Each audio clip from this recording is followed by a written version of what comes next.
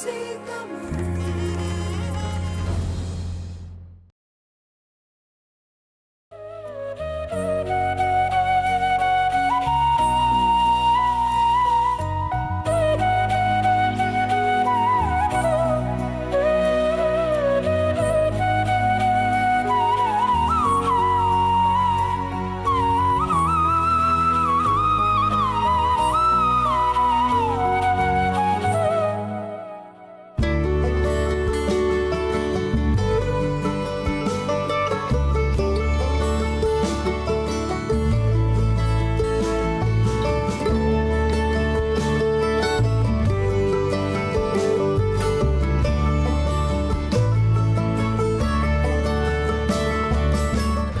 நேர்களே, நாள்தோறும் நல்ல பல விடயங்களோடு உங்கள் இல்லத்திரைகள் நாடி வருகிற வணக்கம் தாய்நாடு நிகழ்ச்சி இன்றைய தினமும் உங்களை சந்திக்கிறது.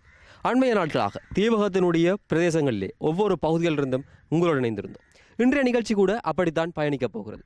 மெலிஞ்சிமுனை ஊர்காவத்துறை பிரதேசத்துக்குட்பட்ட ஒரு இடமாகத்தான் இந்த பகுதி இருக்கிறது.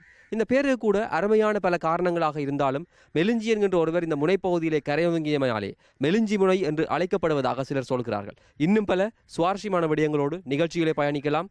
வாருங்கள் நேயர்களே.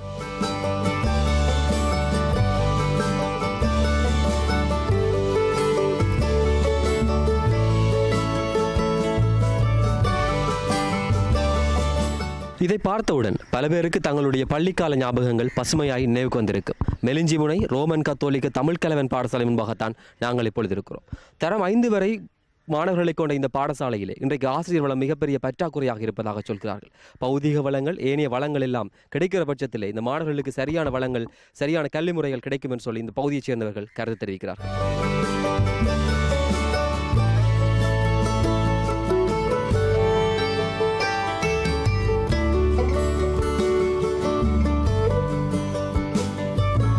இந்த பாடசாலையினுடைய கடமை நிறைவேற்று அதிபர் எட்வர்ட் ஹென்றி அவர்கள் எங்களோடு இருக்கிறார்கள்.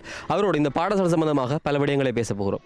வணக்கம் ஹென்றி அவர்களே, இந்த பாடசாலையை பற்றி சில விடயங்களை சொல்லுங்கள். வணக்கம். இது பாடசாலையானது தீபக வலயத்தின் ஒரு அங்கமான ஒரு பாடசாலை. இது முற்றிலும் ஒரு மிகவும் அதிகஸ்த பிரதேச பாடசாலையாக காணப்படுகிறது. பாடசாலையானது தரம் 1 தொடக்கம் 5 வரையான வகுப்புகளை கொண்ட பாடசாலை. இங்கு இருக்கிற எல்லோரும் கடற்தொழிலை மையமாக கொண்டவர்கள்.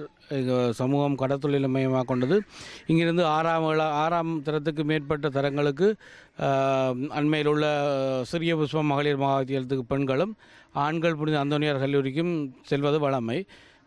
எங்களுடைய பாடசாலை இந்த சமூகத்துக்கு தரம் உயர்த்தப்பட வேண்டுமென்றது மக்களுடைய ஆவா. ஆனால் புதிய சீர்திருத்தத்தின் வாயிலாக புதிய சீர்திருத்தத்தில் ஆரம்ப கல்வி இடைநிலை கல்வி என்ற 2 கல்வி பிரிவுகள் இருக்கபடியால் இது தொடர்ந்தும் ஆரம்ப கல்வி நிலையிலே இருக்க வேண்டிய ஒரு நிலை காணப்படுகிறது. இந்த பாடசாலையை பொறுத்தவரை கஷ்டப்பிரதேசம் என்று சொன்னார்கள். இந்த கல்வித்தரம் எப்படி இருக்கிறது? கல்வித்தரம் இந்த பாடசாலையை இந்த கிராமத்தை பொறுத்தவரை இந்த பிள்ளைகளுக்கு இந்த பாடசாலையை தவிர வேறு எதுவிதமான பாடசாலையிலிருந்து கிடைக்கக்கூடிய கல்வி வளத்தை தவிர வேறு எதுவிதமான கல்வி வளங்களும் கிடைப்பதில்லை. சரி, இந்த பாடசாலை இப்படிலாம் இருக்கிறது. உங்களுடைய பௌதிக வளங்களிலே பல பிரச்சனைகள் இருக்கலாம், அல்லது உங்களுடைய தேவைப்பாடுகள் என்னவெல்லாம் இருக்கிறது? இதுவரைக்கும் நான் இந்த பாடசாலைக்கு 2010ஆம் ஆண்டு கடமை பொறுப்பை ஏற்றுக்கொண்டதிலிருந்து ஏற்றுக்கொண்டு செயற்பட்டு கொண்டிருக்கிறேன். பாடசாலைக்கு ஆளணி என்பது பொதுவாகவே தீபக வலயத்தில் பற்றாக்குறையாக நிலவுகிறது. அதிலும் எங்களுடைய பாடசாலைகளுக்கு யாரும் வேலை செய்வதற்கு தயாரில்லாத ஒரு நிலைமை. ஏனெனில் போக்குவரத்து அதிகஷ்டமான பிரதேசம் என்றபடியால் இங்கே ஆக்கள் வருவது குறைவு. இருப்பினும் இப்பொழுது எங்களுக்கு அதிபர் என்ற நிலையை விட மற்ற வகையிலே 3 ஆசிரியர்கள் எங்களுக்கு தற்பொழுது கடமையாற்றி கொண்டிருக்கிறார்கள். பகுதிக வளத்தை பொறுத்தமட்டில் கட்டிடம் என்பது மிகவும் எங்களுக்கு ஒரு பெரிய பிரச்சனையாக இருக்கிறது. காரணம், இங்கே எங்களுக்கு இருக்கிற ஒரே ஒரு மண்டபம். அந்த மண்டபம் பிரிக்கப்படாத வகுப்பறைகளை கொண்டது. அந்த மண்டபத்திலே 70 அடி 60 அடி மண்டபத்திலே 3 வகுப்புகள் அங்கே இயங்குகின்றன. ஏனைய ஒரு கட்டிடத்திலே 2 பிரிக்கப்பட்ட வகுப்பறைகள், அதில் தரம் 5, 4 வகுப்புகள் இடம்பெற்று கொண்டிருக்கின்றன. ஏனைய வகையில் இப்போ எங்களுடைய மாணவர்களை பொறுத்தமுள்ள கணனி என்றால் உண்மையிலே என்னென்றே தெரியாது. இதுவரைக்கும் கணனி என்பது நம்முடைய பாடசாலை மாணவர்களுக்கு இல்லை, கிடைக்கவில்லை. கணனி அறையோ அதுக்குரிய வசதிகளோ இல்லை. எங்களுக்கு மிக முக்கியம் ஒரு பெரிய ஒரு கட்டிடமும் அது சம்பந்தமான ஏனைய வளங்களும் கணனி மூலை, வாசிய சாலை, ஓய்வறை, ஆசிரியர் ஓய்வறை, ஒரு களஞ்சிய அறை என்று அமைக்கக்கூடிய அளவுக்கு ஒரு பெரிய அளவான ஒரு கட்டிடம் எங்களுக்கு இப்போது தேவைப்பாடாக இருக்கிறது. அது முடிய இப்போ நாங்கள் இங்கிருந்து ஒரு எங்களுடைய பாடசாலையில் நிழற்பிரதி இயந்திரம் கூடி இல்லை. நாங்கள் ஒரு பக்கம் நிழற்பிரதி எடுக்க வேணுமா இருந்தால் இங்கேருந்து 5-6 கிலோமீட்டருக்கு அப்பாற்பட்டு ஊராத்துறை டவுனுக்கு நகருக்கு சென்று தான் அதை பெற வேண்டிய ஒரு துப்பாக்கிய நிலையில் நாங்கள் இப்பொழுது இருந்து கொண்டிருக்கிறோம். பாடசாலையை பொறுத்தவரையிலே பல பௌதிக வளங்கள் பிரச்சனையாக இருக்கிறது. சரி, நாங்கள் கல்வித்துறையை பார்க்கிற போது இந்த மாணவர்களுடைய அடைய மட்டத்தை உயர்த்துவதாக இருந்தால் அல்லது கல்வியிலே அடுத்த நிலைக்கு செல்வதாக இருந்தால் அத்தியாவசியமாக என்னென்ன தேவைகள் இருக்கிறது? இல்லை, இப்பொழுது இப்போ அநேகமாக எல்லாரும் இந்த லேர்னிங் கணனி மூலமாக கற்கக்கூடிய ஒரு வசதிகள் வாய்ப்புகள் எல்லாம் ஏனைய இடங்கள்லாம் வந்துட்டு ஆனால் இதே எங்களை பொறுத்தமட்டில் இது இன்னும் ஒரு பெரிய ஒரு பின்னடைவாக இருக்குது. இதை விட ஆசிரியர் வளங்களை நிறைவாக பாடசாலைக்கு வழங்கும் பொழுது, பௌதிக வளங்களையும் வழங்கும் போது மாணவர்களுக்கு கற்றல் நடவடிக்கைகளை இலகுவாக செய்து மாணவர்களை ஒரு கவிநிலைக்கு உட்படுத்தி கற்பிக்கக்கூடிய சந்தர்ப்பங்கள் வரும். அப்படியான சந்தர்ப்பங்களால் மேலும் இந்த பிள்ளைகளுடைய கல்வி நிலையை நாங்கள் உயர்த்தலாம் என்று எதிர்பார்க்கிறோம்.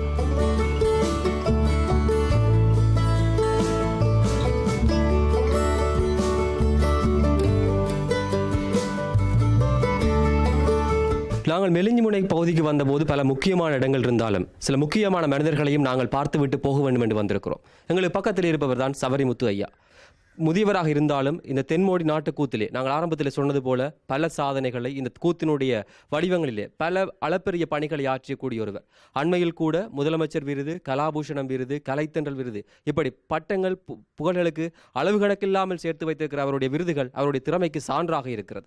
தனியே கூத்தை மிக நீண்ட காலமாக 50க்கும் மேற்பட்ட கூத்துக்களை நெறியாள்களை செய்து 20 கூத்துக்களை உருவாக்கி இப்படி பல பணிகளை கலைத்துறைக்காக தனியே யாழ்ப்பாணத்தில் மட்டுமல்ல ஏனைய பிரதேசங்கள் முல்லைத்தீவு, கிளிநொச்சி, இப்படி பரந்துபட்ட இலங்கையினுடைய எல்லா இடங்களிலுமே தன்னுடைய கூத்து பணியை மிகச்சிறப்பாக ஆற்றி அமைக்காகத்தான் இவருக்கு இந்த விருதுகள் எல்லாம் கிடைத்திருக்கிறது.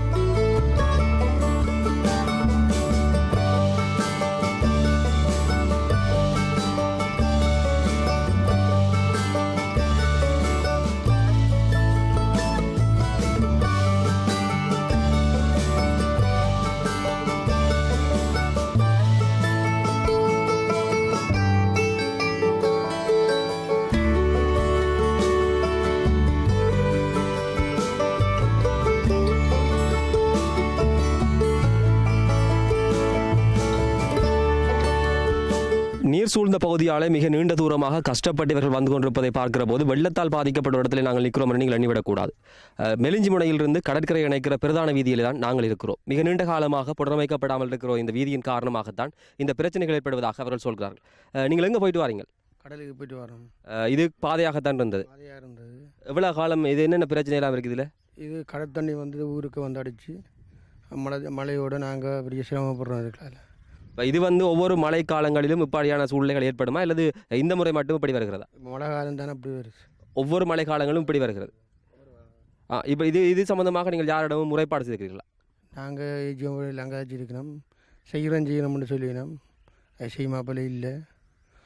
அவரை நாங்கள் சரி ஆசிரமப்பட்டு விழுந்து முறிஞ்சு தண்ணிக்கே விழுந்து இருக்கிறோங்க. விழுந்து தாங்க கரைச்சல் வர்றோம். அங்கால போய் வர கஷ்டம்.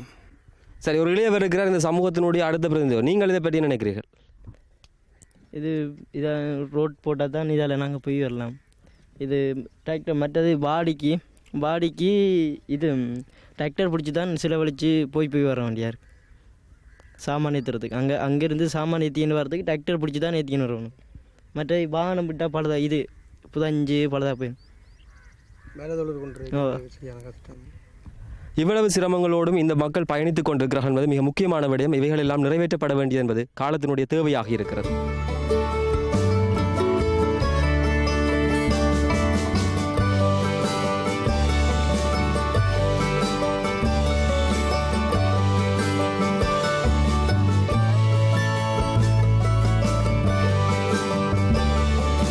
மெலிஞ்சி முனையிலிருந்து கடற்கரைக்கு செல்லுகிற பிரதான வீதியில் இருக்கக்கூடிய ஒரு வீட்டிலே தான் நாங்கள் இருக்கிறோம். சீமந்தாலை செய்த ஒரு பானையை கவிட்டு விட்டது போன்ற உருவத்துக்கு முன்னால் நாங்கள் இருக்கிறோம். எங்கள் பல பேர் இதை கண்டிருப்பார்கள். ஆனால் இது என்ன என்று சொல்லி எங்கள் பல பேருக்கு தெரியாமல் இருக்கலாம். இந்த அம்மாவிடம் நாங்கள் இது சம்பந்தமாக கேட்டு தெரிந்து கொள்ள போகிறோம். இது என்ன விஷயம் அம்மா? இது வந்து தண்ணி இல்லை எங்களுக்கு, இந்த பிரதேசத்தில் தண்ணி இல்லை. அப்போ நாங்கள் பவுசரில் தான் தண்ணி எடுக்கிறோம் நாங்கள். அப்போ இது எங்களுக்கு பிரதேச செயலத்தால் கட்டித்தந்த தண்ணி எடுக்க சொல்லி மழை நீரால் சேமிப்பு வச்சு தண்ணி எடுக்கிறோம் நாங்கள். பவுசரில் அடிக்கிறோம்னா 300 ரூபா எங்களுக்கு தண்ணிக்கு வேணும், ஒரு 3 நாளைக்கு இருக்கா அப்படி வேணும். அப்போ எங்களோட காசை கொடுத்தா நாங்கள் அடிக்கிறோம் நாங்கள். அதை பார்த்துட்டு அவங்க இதை கட்டி எங்களுக்கு தந்துருக்குறோம். இதில் தண்ணி சேகரித்தா உங்களுக்கு எவ்வளோ காலத்துக்கு பயன்படுத்தக்கூடியதாக இருக்கும்? இது சில சேகரித்தா ஒரு 4 மாதம் 5 மாதத்துக்கு சேமிக்கக்கூடியதாக இருக்குது. இதனால் உங்களுக்கு எவ்வளோ காலமாக நீங்கள் இதை பயன்படுத்தி கொண்டிருக்கிறீங்க? இது இப்போ 1 வருஷம். அதுக்கு முதல்ல நீங்கள் நீருக்கெல்லாம் தேடி எங்கெங்கெல்லாம் போயிருக்கிறீர்கள்? துளைக்கு போய் எடுக்கிறோம் நாங்கள் தண்ணி, ஒரு 2 மைல் அப்படி 1 மைல் கூட போய் எடுக்கிறோம் நாங்கள் தண்ணி. அங்கே தான் போய் குளிச்சு முழுகிறதில்ல. இந்த தண்ணி வந்தப்பறம் எங்களுக்கு பிரச்சனை இல்லை. அப்போ குடிநீர் வந்துங்க எல்லாம் உங்களுக்கு கிடைக்குது? குடிநீர் நாங்கள் பவுசரில் அடிக்கிற தண்ணி தான். அப்போ அதுக்குரிய காசுகள் எல்லாம் உங்களுக்கு உதவிகள் கிடைக்குதா இல்லை எல்லாம் உங்களோட சொந்த கடன்? அது எங்களோட காசில் தான் நாங்கள் கொடுத்து அடிக்கிறோம் நாங்கள். ஒரு நாளைக்கு இதில் அடித்தா எவ்வளோ காசு கொடுப்பீங்க? 300 ரூபா. 300 ரூபா. 300 ரூபாய்க்கு அடித்தா உங்கள் தண்ணி உங்களுக்கு எத்தனை நாளைக்கு காணுமே இருக்கும்? 3 நாளைக்கு தான் காணும். 500 லிட்டர். நாங்கள் 7-8 பேர் இருக்கிறோம். அப்போ எங்களுக்கு 3 நாளைக்கு தான் காணும். மிகுந்த சிரமத்தோடு நீர் பிரச்சனைகள் என்கின்ற பல பிரச்சனைகளோடு இந்த மக்கள் போட்டி போட்டு தங்களுடைய வாழ்வாதாரத்தை முன்கொண்டு செல்வதற்கு மிக கஷ்டப்படுகிறார்கள் என்பதுதான் இதனூடாக எங்களுக்கு புலப்படுகிற உண்மையாக இருக்கிறது.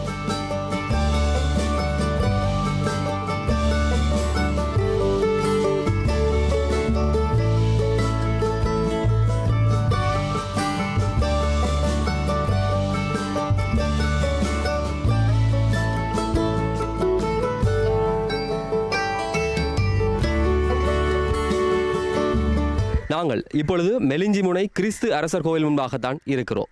1954ஆம் ஆண்டளவிலே கிறிஸ்து அரசராலே இந்த தேவாலயம் கட்டப்பட்டதாக இங்கு இருக்கக்கூடிய வரலாற்று தகவல் சொல்கின்றன. மிக பிரதானமாக கிறிஸ்துவ மதத்தை பின்பற்றுவர்கள் தான் அதிகமாக இந்த பகுதியிலே வாழ்ந்து கொண்டிருக்கிறார்கள். பிரதான சீவனோபாயமாக கடல் தொழில் இருக்கிறது. கடல் தொழிலை தவிர ஏனைய அரசு தொழில்களிலும் இவர்கள் தங்களுடைய திறமைகளை வெளிப்படுத்தி சாதித்துக் கொண்டிருக்கிறார்கள்.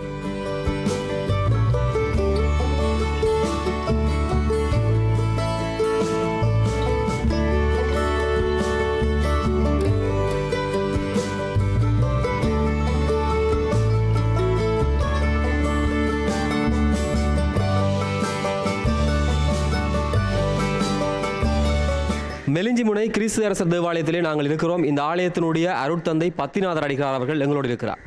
வணக்கம் அருட்தந்தை அவர்களே. முதலிலே இந்த பகுதி சம்பந்தமாக இந்த ஊரினுடைய சில விடயங்களை எங்களோடு பகிர்ந்து கொள்ளுங்கள்.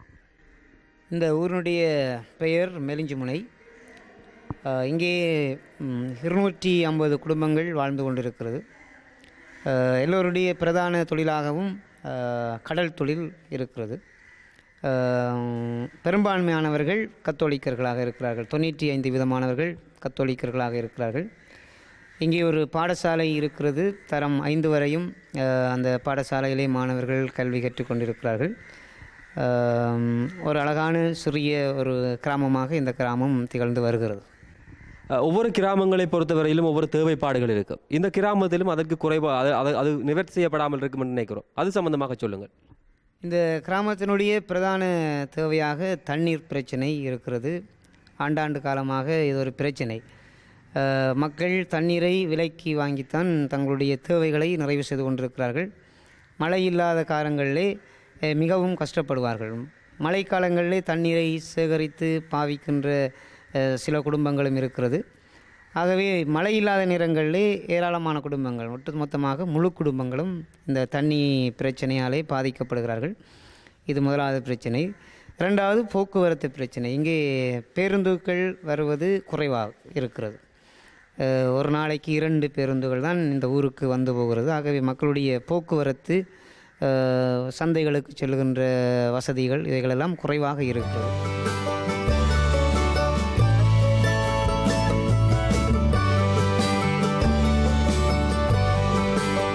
அருமையர்களே, நிகழ்வுடைய இந்த பகுதியையும் நீங்கள் பார்த்து மகிழ்ந்து ரசித்திருப்பீர்கள் நம்பிக்கை எங்களுக்கும் இருக்கிறது. இந்த பகுதியினுடைய இந்த அத்தியாயத்தோடு நாங்களும் விடைபெற்று செல்ல போகிறோம். விளம்பர இடைவெளியை தொடர்ந்து ஜீவா சஜீவன் உங்களை சந்திக்க காத்திருக்கிறார். மற்றொரு நிகழ்ச்சியிலே உங்களை சந்திக்கும் வரை விடைபெற்றுக் கொள்கிற நான் என்றும் உங்கள் அன்பின் உஷாந்தன். வணக்கம் நேயர்களே.